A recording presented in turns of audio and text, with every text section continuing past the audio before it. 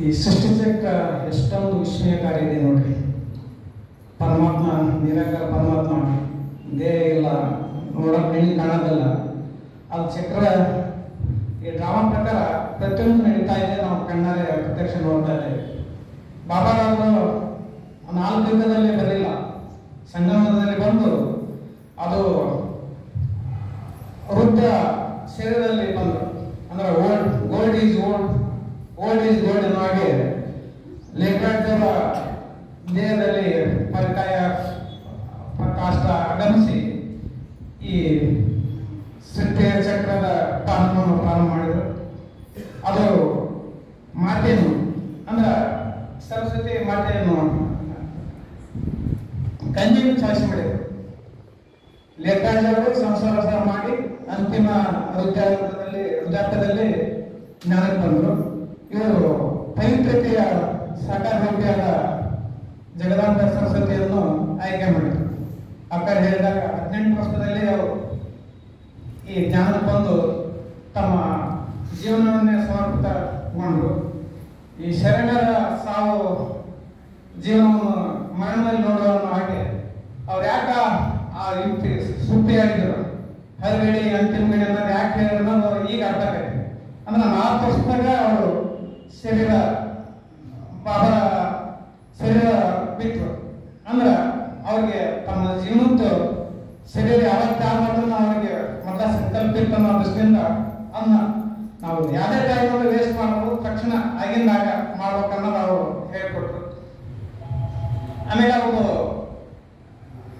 ಚಿಕ್ಕ ವಯಸ್ಸಲ್ಲಿ ಇಂಥ ಸಂಸ್ಥೆಯ ಜವಾಬ್ದಾರಿ ವಹಿಸಿದಾಗ ಅವ್ರು ಯಾರಿಗೆ ಆರ್ಡರ್ ಕೊಡ್ತಿದ್ದಿಲ್ಲ, ಡೈರೆಕ್ಷನ್ ಕೊಡ್ತಿದ್ದಲ್ಲ, ಯಾವ ಕೆಲಸ ಮಾಡು ಈ ಕೆಲಸ ಮಾಡು ಅಂತ ಸ್ವತಃ ತಾವು ಮಾಡ್ತಿದ್ರು.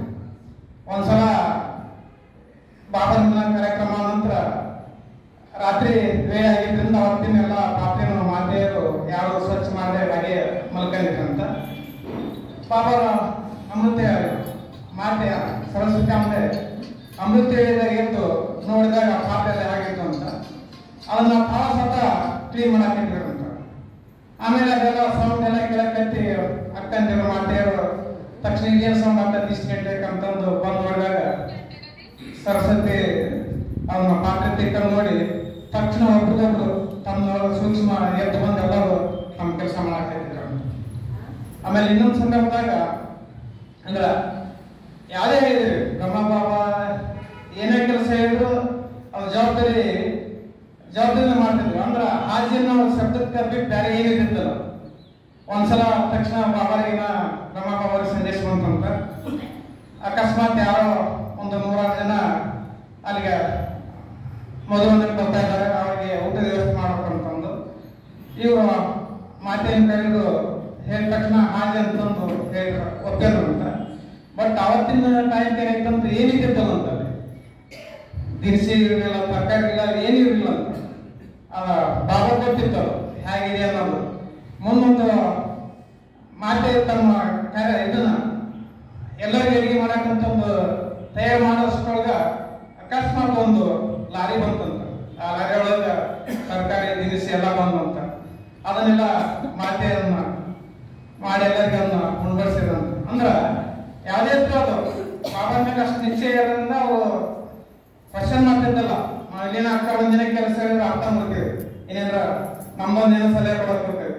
ಅವ್ರು ಹಾಗಿದ್ದಲ್ಲ, ಏನೇ ಹೇಳಿದ್ರು ಬಾಬಾ ಹೇಳಿದ್ರೆ ಬ್ರಹ್ಮ ಬಾಬಾ ಹೇಳಿದ ಪ್ರತಿಯೊಂದು ಪಾಲನೆ ಮಾಡ್ತಿದ್ರು. ಅದನ್ನು ಅವರು ಜೀವನದಲ್ಲಿ ಅಳವಡಿಸ್ಕೊಂಡಿದ್ರು. ಆಮೇಲೆ ಈ ಮುಖ್ಯಸ್ಥರನ್ನ ಹೇಳ್ತಂತಂದು ಬೇರೆ ಮಾತೆಯರಿಗೆ ದಾದಿಯರಿಗೆ ಯಾವುದಿಲ್ಲ, ತಾಯಿಯಾಗಿ ಸಹೋದರಿಯಾಗಿ ಫ್ರೆಂಡ್ ಆಗಿ ಎಲ್ಲ ರೀತಿಯಿಂದ ಅವ್ರಿಗೆ ಪಾಲನೆ ಕೊಡ್ತಿದ್ರು. ಹೀಗಾಗಿ ಎಲ್ಲವನ್ನು ಬಹಳ ಇಷ್ಟಪಡ್ತಿದ್ರು.